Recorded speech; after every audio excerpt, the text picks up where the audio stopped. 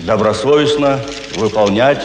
Mikhail Gorbachev, who was lauded in the West as the man who helped bring down the Berlin Wall and end the Cold War without bloodshed, but was widely despised at home, has died, Russian news agencies reported.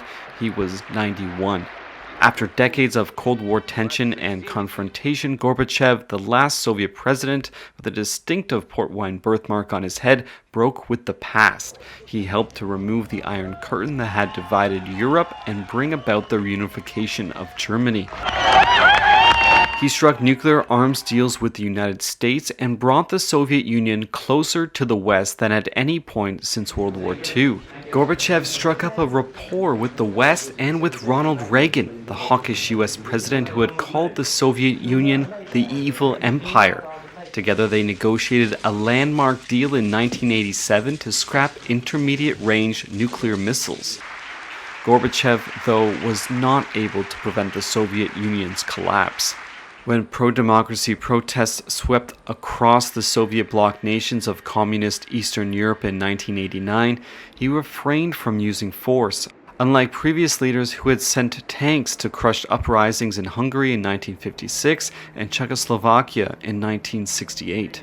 But those protests fueled aspirations for autonomy in the 15 republics of the Soviet Union, which disintegrated over the next 2 years in chaotic fashion.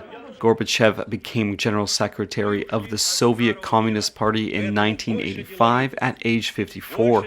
He was a reformer, setting out to revitalize the system by introducing limited political and economic freedoms.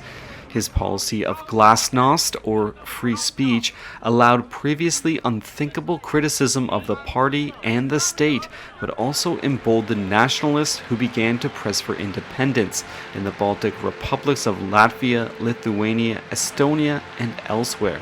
While he was celebrated in the West, many Russians never forgave Gorbachev for the turbulence that his reforms unleashed, believing it was too high a price to pay for democracy.